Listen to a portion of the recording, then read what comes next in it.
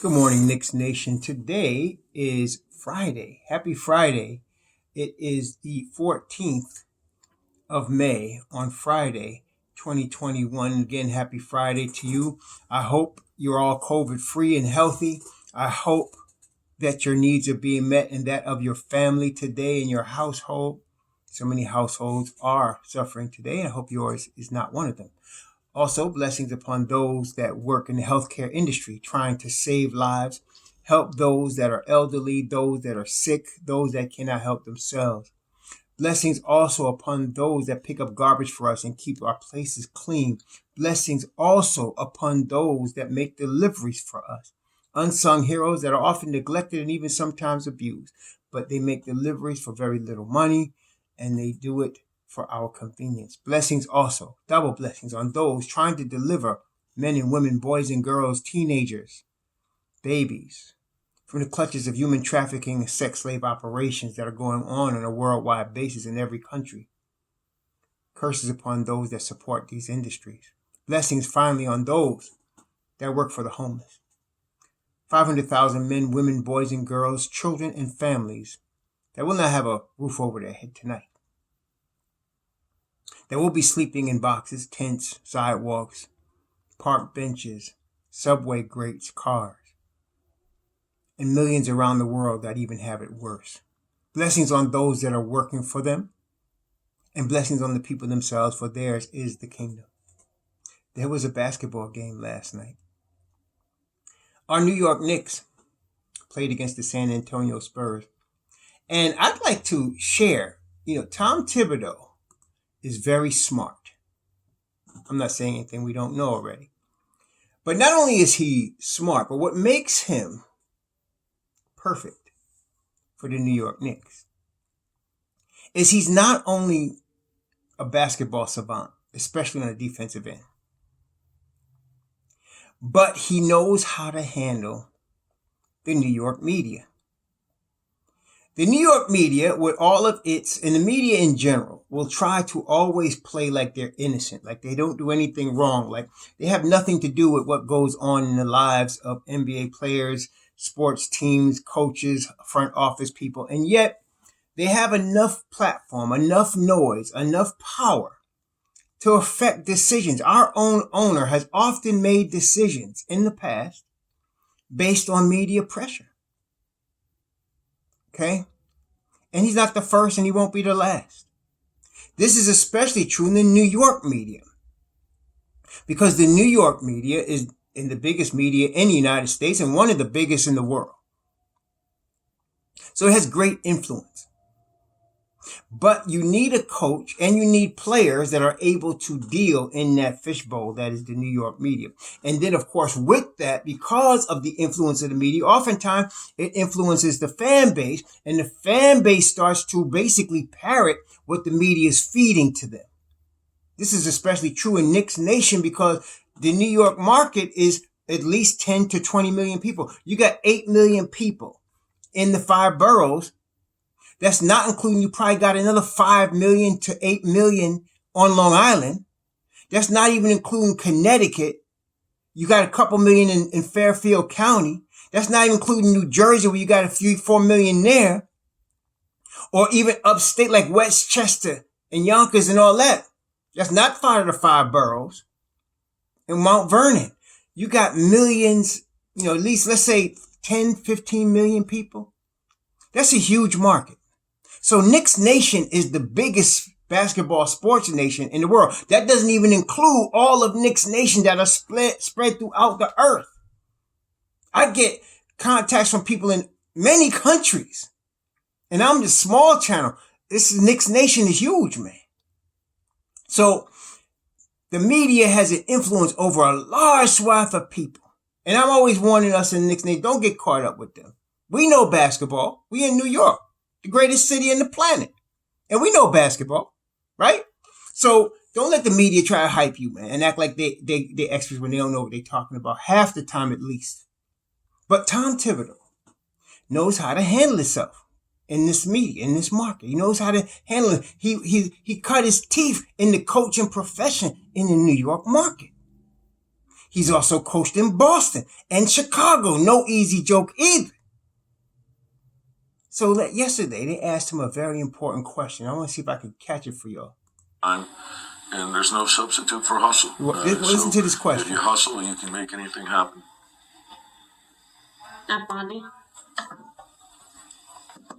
Tom, lately our point guard rotation has changed. Elton's playing fewer minutes. I was wondering if everybody's healthy, Rose, Burks, and Emmanuel quickly. Would you consider changing the starting lineup, or is it? So he's at Steph Bondi, not one of our favorites, but there's worse. But he's asking Tom Thibodeau, would you consider changing the starting lineup? And he made note that the fact that Elfrid Payton's been playing less minutes, Tom. Would you consider changing the starting lineup? He asked him a very good question. That's an excellent question. Okay, that's an excellent question. And I think all of us in Knicks Nation want to know the answer to that question. Now, listen carefully to exactly what Tom Thibodeau answered. I'm going to put it over here so you can hear. What did he answer to that question? Too late in the season for a change like that. We like our depth. We have versatility.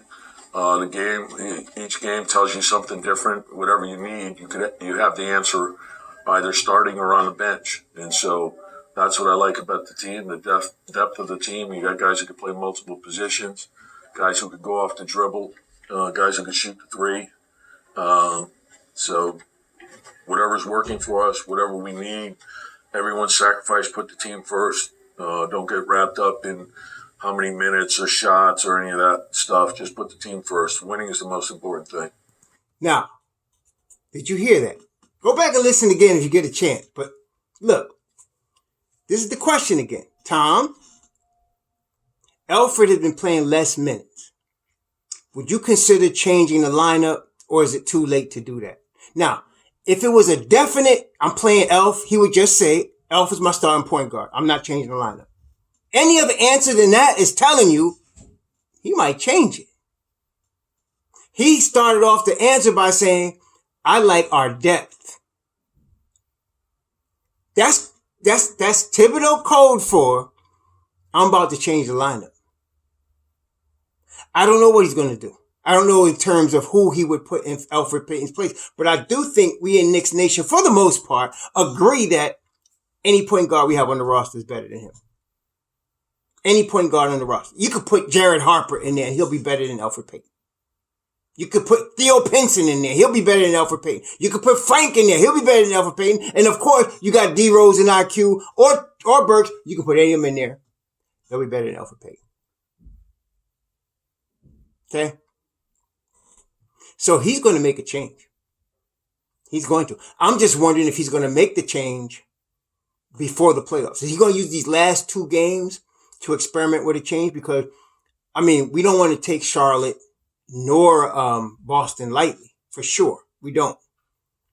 But at this stage of the season, teams are in certain positions. I mean, as a team. So, for example, either your team is peaking or it's not peaking, right? Or it's faltering. Either, it's just a bad season for you and that's how it's going to go, or it's a good season and anything is possible. Technically, for anybody, anything is possible. But the Charlotte Hornets, LaMelo Ball got hurt and he's a rookie too. And they're depending on him, and he's going to be their future and they're going to be really good going forward. They don't have Gordon Hayward. So, they're not going to make any noise in the playoffs. You shouldn't take them lightly.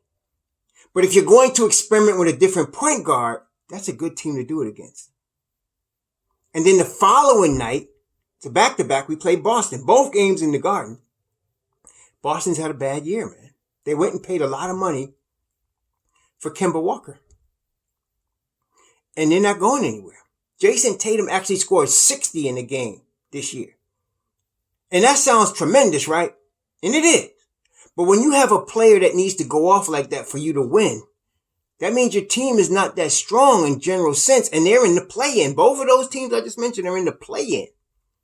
They're playing for the 7th and 8th seed, both of them. Okay? So, if you're going to try to experiment with a new point guard, those are the two teams that'll be good litmus tests for us to do it. Can't be no worse. For the last I'm going to be conservative and say 10 games. We always start slow, or we start fast and then they have to catch up. And why? Because Peyton's just, what it is. And listen, I really do. I hate to be beaten up on an NBA player like that. I'm gonna be honest. I don't want to, because to be in the NBA, you gotta be good, man. This is and I have respect for any player that's in the NBA. To play in the National Basketball Association, you gotta be a damn good basketball player. There's no joke. You gotta be one of the best in the world at what you do. There's only about there's 30 teams. So there's let's say 400 professional players. And these are the 400 best players in the world. That's when you're talking about out of all the colleges, junior colleges, Division 1, 2, and 3 high schools, international players. You're talking about tens of thousands of basketball players out in the world, plus those that are out in the playgrounds that just never made it because of too much wine, too much women, too much drugs. And you got 400 of the best ones. So if you're one of them, you could play basketball. So I'm not going to down Elfrid Payton like that. But I'm just saying, as a starting point guard on a team with deep playoff run aspirations, he has shown himself to not be that guy. He's just not that guy. He's a backup point guard. He's a good backup point guard. He is solid backup point guard. But he is not your starting guy. And what happens is, the way you can kind of see it, because he's the weak link in that starting unit when we roll him out there to tip off. He's the weak link. I don't think he's going to start IQ because you're a rookie. He's a rookie. So to me, it's like Alex Burks or Derrick Rose. And I'm kind of favoring Rose, but I'd like Burks, but both of those cats make the bench dynamic. But, you could also start Frank and then bring the bench out like that. There's a lot of ways you could go. I wouldn't start Frank at the point guard. As a matter of fact, if you're noticing, Tibbs has not played Frank at much point guard this year. Frank has had tremendous games as the off guard, or playing off the ball. And the reason he could do that is because now he's got a 3-point shot. I mean, he's been hitting that three. He is I think he's 5 of 6 or 4 of 5 over the last 2 games from 3. And that's not the first streak. He started off the year like that. And of course, he can guard 1 through 4. Frank can guard 1 through 4. So that gives, and he mentioned versatility. So, I don't know what he's going to do, but I don't think he's going to start Frank at the point guard. I'm looking at D Rose or Alex Burks at the point guard. Okay, that's probably what he's going to do. And he's going to bring the other guy, whichever one of those, and then bring the other guy off the bench with Frank and with IQ. You do stuff like that. But it sounds to me like he's going to make a change. Okay, I just wanted to point that out to y'all. But let's get to, now look, I just mentioned Charlotte is in the play-in. Boston is in the play-in. Toronto's not even in the playoffs. San Antonio is in the play-in. Golden State look like, if I'm not mistaken, they also are going to be in the play-in. And guess what, y'all? All of these teams in the play-in,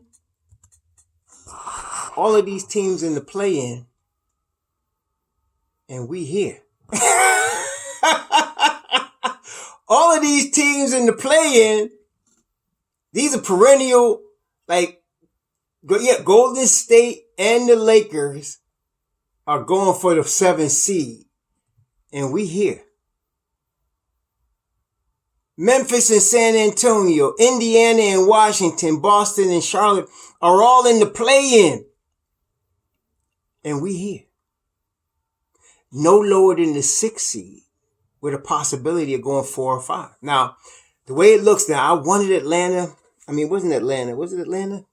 No, it was Miami. I expected Miami to lose last night to Philly.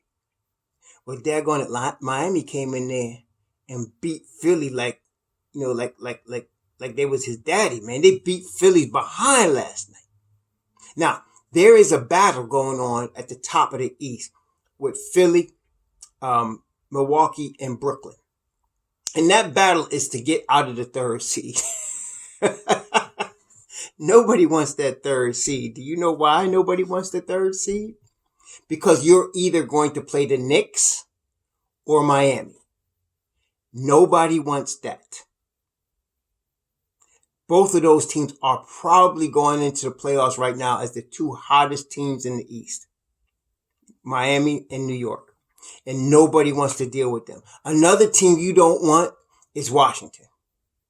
Especially with Bradley Beal coming back. We've been watching Washington to struggle a little bit this week. They lost 2 close ones to Atlanta, but they had no Bradley Beal. And Westbrook almost pulled it out by himself. So you bring in Bradley Beal, and when Bradley Beal was playing, if you remember, they won 8 straight. And Beal is going to be back for the playoffs. So you got Indiana and Washington. They're playing for the right to play for the AC. I'm going to take Washington in that one.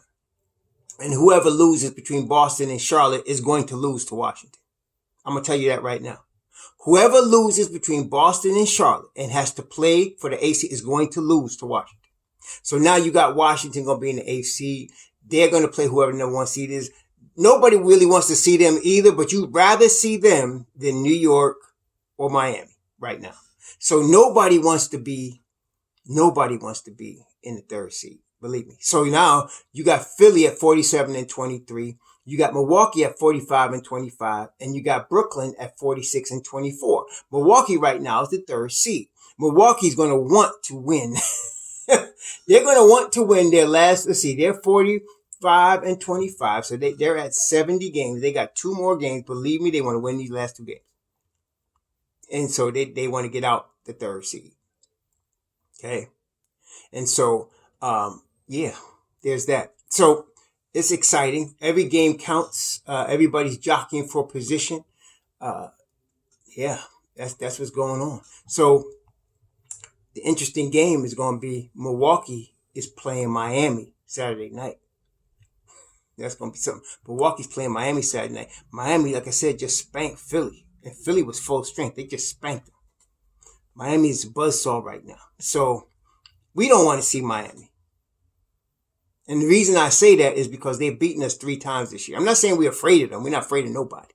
But I'm saying our best shot of winning a first round series is against Atlanta. We seem to be kryptonite to Atlanta. We don't beat them 3 games. Okay. We seem to have their number. Now, Bogdanovich is shooting the lights out. This guy is shooting almost Stephen Curry's level jumpers for Atlanta right now. He's crazy good right now.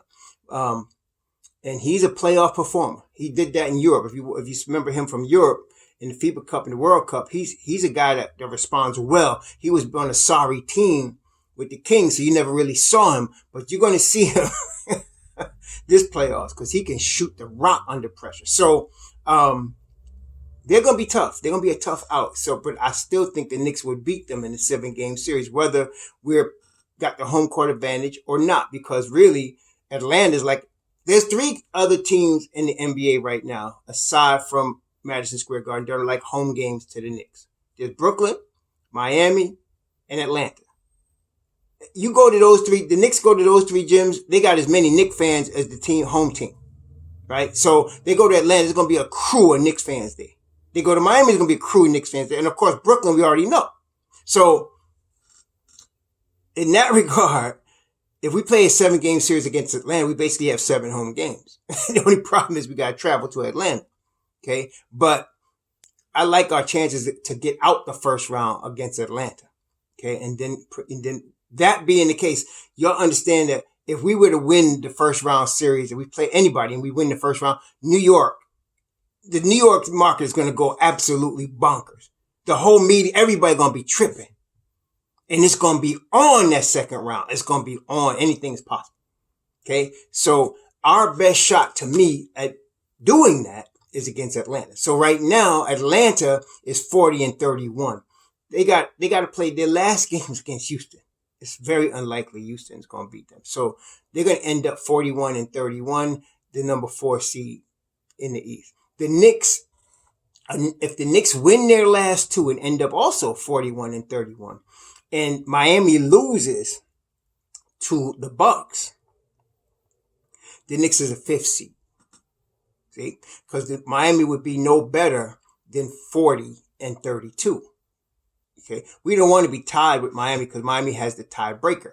Okay, so they'd be the 5th seed. If Miami won all 3 of their games, they control their destiny for the 5th seed. If they win all 3 of their games, they're the 5th seed. Okay, now if anybody stubs their toe, like if Atlanta happens to lose to Houston by some miracle, we could be the 4th seed. It's possible, but unlikely. Okay, because Houston cannot beat Atlanta. Atlanta playing ball right now, so that's gonna be like crushing a roach. That's done. So. That's that. And then Miami can lose to Milwaukee, though. They can. So definitely can. So depends on which Milwaukee team shows up. They can beat Miami. And if they do and we win our last 2 games, we are the 5th seed. We'll be playing Atlanta. I've been feeling like that the whole season, that we have a destiny to play Atlanta. I just feel it. But anyway, I could be wrong, but we'll see. So, last night, the first half of the game was driving me crazy. I was being cool for the first quarter, cool as I could be for the first quarter, second quarter, because I was like, okay, the Knicks were all hyped. It was almost like being drunk off a party or something. They just realized they were the 6th seed. They were hyped. And, there was going to be a letdown at the beginning of the game. Not only that, San Antonio had just come back from playing Brooklyn the night before and getting beat. So they was going to be off a little bit. So both teams were off. Matter of fact, neither team scored. To me, the 30 points a quarter is the point at which you're saying, okay, this is an NBA game scoring, right?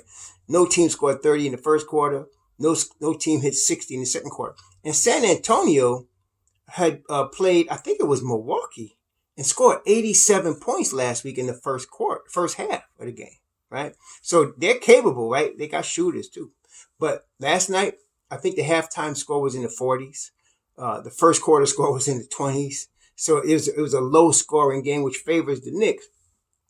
But the Knicks were playing sloppy ball. Okay. Peyton was just allowing DeJounte Murray to do whatever he wanted. It was really getting ridiculous.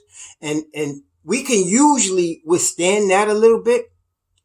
But Bullock wasn't playing defense to start the game. He was guarding DeMar DeRozan, which is a tough cover, admittedly. But these guys were, making us look like we were, playing Swiss cheese D, man. So, and both teams were missing open shots. So that kind of stopped it from being really a bad lead or whatever. We actually were in the front by 1 or 2 points at the half.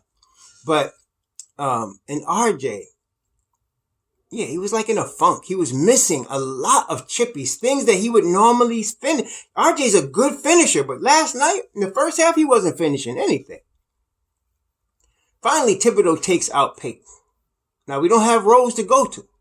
So he put Burks in. He actually put Burks and Frank were playing together for a minute. So, for a few minutes. And the Knicks started to make a run. Okay?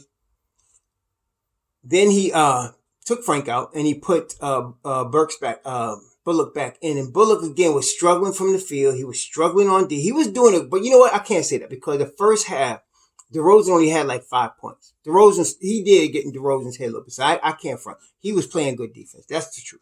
But it affected him offensively. He was not hitting the broadside of a bomb. Then all of a sudden, man, see, it's times like this when you realize what you have in RJ Barrett. Now, we're going to talk about Alex Burks because he was the MVP last night. But it's times like this when you realize what you have in RJ Barrett. He could not. He had his Ray Charles glasses on for the first half. Third quarter, all of a sudden, we were down 17. Tibbs calls timeout. And I knew the Knicks were going to make a run now. I mean, every NBA team makes a run, especially the playoff teams. They all make runs. The thing is that in the past, the Knicks would make a run and then lose a close one at the end. In previous years, we've seen a lot of that. The Knicks would I don't know how many games the last 3 years they lost by 3, 4, 5 points after being down 20 and making a run to come back and coming up short. That was the story. But this time and this year, under Tom Thibodeau, is different. So I knew they were going to make a run, and sure enough, Rowan started hitting his threes. All of a sudden, Alex Burks started going to the hole. Now, Alex Burks, he's our closer. He is our closer. He's a consistent fourth quarter closer. He's a playoff closer, so we're going to love him in the playoffs. But he has his weaknesses. He's not a superstar. Of all the rotation players that we have in our Tom Thibodeau's 9-10-man rotation, he's the weakest defender in the rotation. Also, he is not a strong finisher. He's not RJ. He's not Rose when he finishes. But I want to tell you, last night, he was finishing. I mean, he was going to the glass and finishing. I was even surprised. Now, he did it soft. That's how, he got the little soft, like, subtle game. But it was working. It was working, y'all. He ended up with 30. But RJ started hitting them corner threes in front of the Knicks bench. He must have hit at least 3 in front of the Knicks bench. It was crazy. And all of a sudden, 17 went to 11. 11 went to 7. 7 went to 4. And all of a sudden, it was a 1-point game. And then somebody scored a 2, and we was all the way back. We was up by 1. Yo, the Knicks are dangerous, man. If I was another team, I don't want to be messing with New York. I don't, because they are scary. The Knicks are scary. Look, San Antonio is coached by the savant. Greg Popovich is definitely top 5 coaches in the history of the game. You could put him up there with Red Auerbach, with Pat Riley. You could put him up there with, who was it? Red Auerbach, Pat Riley, any great coach you want to name, you put him up there with them because he is that good. Greg, Popovich is the savant. Okay? Coaches learn from him. So last night, he had some catch. I mean, San Antonio always get these guys you never heard of. Eubanks, some dude named Eubanks was giving us problems last night. I said, who the hell is Eubanks? Dude was killing. Podol. And then he grabs K. Johnson from Kentucky. And man, he just took Lonnie Walker we knew about. DeJounte Murray we know about. But man, he turns these guys into players. No matter who is in that San Antonio uniform, they're going to be good. They're going to be disciplined. They're going to play defense. There's going to be ball movement. He's just not having it. And so you can never sleep on the Spurs. But last year, look, really what you're seeing with San Antonio right now is a rebuild. That's what you're seeing. You're seeing a rebuild. The only veteran really they got is DeRozan. Oh, and then there's that Nick killer, Patty Mills. Patty Mills is a certified Nick killer.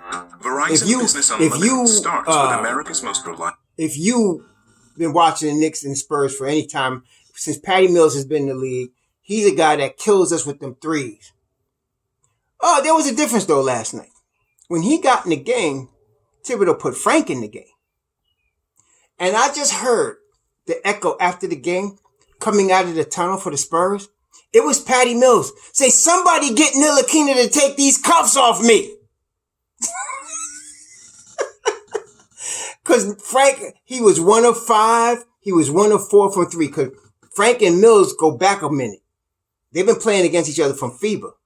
So they know each other. Okay, as far as their basketball game. So Frank was on that boy like white on rice, and no, because he would be the one to bring him back. It would be somebody like a Patty Mills. He would bring him back, but not last night. No. And so, the Spurs are good. So the Knicks were down 17 to them. And the Spurs almost like workmen, like they just like machines. They just do what they got to do, man. And the Knicks came back. Man, y'all, look, we got to really savor and enjoy. Forget the media. We got to savor and enjoy this season, man. Really, really, really. We're rebuilding too. And we no lower than the 6th seed in the East, y'all. We got the most improved player in Julius Randle. He upped his 3-point percentage from 28% to 40-something%. RJ Barrett is shooting 40 from 3. The Knicks defense is the best in NBA basketball. After being near the bottom for a long time. The best. Celebrate this year, y'all. Be happy. The Knicks are good. Now, it looks like they can continue next year too, but we don't want to take this for granted. We don't want to take it for granted. The Knicks are good this year. We should enjoy this Knicks nation. We're doing good. Now, last night, They were killing us on the boards in the first half. Remember I told you it's the boards that kill us, right? But the second half, the Knicks came back, and at the end of the game, it looked even. So they had 47 rebounds, we had 48 rebounds. They had 9 offensive, we had 10. But all of theirs was in the first half, and ours was at closing time. And you know what I'm liking about it? Because I'm saying it's like, not as a basketball player, but as a rebounder. Don't get it twisted. I'm going to compare RJ to Carmelo Anthony as a rebounder. RJ has no way has the shooting ability of a Carmelo Anthony, nor the scoring ability. And RJ is good, but Carmelo is one of the greatest scorers we've ever seen, in the NBA. He could score from any place, 3-level scorer on an elite level when he was in his prime. But Carmelo was always, when he was in his prime, you could count on him for 8 or 9 rebounds a game. He wasn't quite a double-figure rebounding guy, but he was always in that 8 or 9 rebound game. In a couple of games, he would get during the course of the season 12 boards for you, 13 boards for you, 14 boards for you when you needed it. But he was always a good rebounder from the small forward position, and then later from the power forward position when Woody switched him into power. That's when he started playing the 4 under Woodson, and he led the league in scoring. But he was always a good rebounder from those positions. And I feel like RJ has that same ability to be a consistent 8 or 9 rebound guy. And last night, he had 9. He had 9 boards. He had 1 offensive rebound, but that's what we needed from him. He had 9. Julius had 9. Noel had 5 boards. Burks had 10 boards. And of course, Taj Gibson doing work had 9 boards as well. And that's why we were able to come back in the game and stay ahead in the game. The rebounding was tight. The defense was good. We had 23 assists, which is not great. But see, the way the Knicks run it, a couple of reasons we never get like 30 assists like we see other teams doing. We don't really have the real starting point guard that we need. See, if you start D Rose, you're going to get, you're going to end up getting 30 or somebody like that. Like I said, we were talking last night. Listen, we're going to do a video on this later, but as it gets closer to free agency. But there's 3 point guards out there right now that I think the Knicks are going to definitely 80% chance they get one of these 3. Kyle Lowry, Dennis Schroeder, or Lonzo Ball. And any of them is going to cause an offense to click 100% better. And you will see a higher number of assists for the Knicks. Not only that, Julius Randle is really, he's not the point guard, but he's definitely the point forward. So the ball comes to him in the pinch post, and he sprays it to whoever a lot of time. And that's why, like even last night, Julius had 9 assists. See? 9 assists because he was playing that role. But when you get a real point guard, NBA level, starting championship level point guard, that's going to be different. I'm not saying Julius won't get 9 assists, but your point guard's going to end up getting 8 or 9 assists. And then you're going to end up being in that 30 assist range. We're going to be that much better. Okay. So, the assist was 23 for us right now. That's good. We'll take that. It's better than 12 or 13 or 14 or 15. Those games, I don't want to see those games. And then the Knicks only had 10 turnovers last night. Excellent job. But the big thing, one of the reasons we won the game, aside from the defense and rebounding, the Knicks were 18 of 18 from the free throw line. You can't do any better than 100%, y'all. 18 of 18. Julius was 10 for 10. 3 for 3 from Burks, 3 for 3 from RJ, 2 for 2 from Noah. You can't do much better than that. They were doing really good, 18 for 18. So the free throw shooting in a close game like this, 102-98, every foul shot counts, and so they were 100%. San Antonio didn't do bad. They shot 84% from the line. But see, that was 3 free throws they missed. We win by 4. Yeah. So, and we out rebound them on offensive end by 1. See? So all of that's important in a close game. So the Knicks impressive last night in coming back from down 17. And what's good about it again, it wasn't just one guy. There was Julius. There was Burks. There was RJ. On other nights, you get Rose in there. We got a multiple level of people that can kill you. Then, of course, on other nights, you get Bullock. Now, last night, Bullock only had 8 points. But it looked like he had a harder time against DeRozan than against some other guys. DeRozan's tough, man. One of the premier mid-range scorers in the NBA. So, it's not easy guarding DeMar DeRozan. Now, of course, when Frank came in there, neither DeRozan nor DeJounte Murray was getting their stuff off when Frank was on. But again, that's what I'm saying. We got a whole bunch of good players right now that's playing good basketball at the right time. So we in good shape. So the next game we play is Saturday, tomorrow at 1:00. We're playing the Charlotte Hornets. Of course, I will not see the game during the day. I'll be doing my Bible study, but I will watch it tomorrow night and watch the replay. Okay, we'll be watching that. So, and then we play Sunday at 1 o'clock. Two weird finishing games, but I think it's because these are rescheduled games because of COVID stuff. So it's tomorrow. In fact, last night's game, I think, was a rescheduled game because of COVID. So you have tomorrow against Charlotte at home, and then Sunday against Boston at home to finish the season. So here we go. Let's get these 2 wins. I would not be surprised if we saw a change in the starting lineup. I don't know who he's going to start. But I think the strong candidates are Burks and Rose based on what he's been doing. Last night you didn't see Peyton only played 13 minutes and quickly played 11 minutes. They didn't play a lot, they just didn't. Obi only played 3 minutes.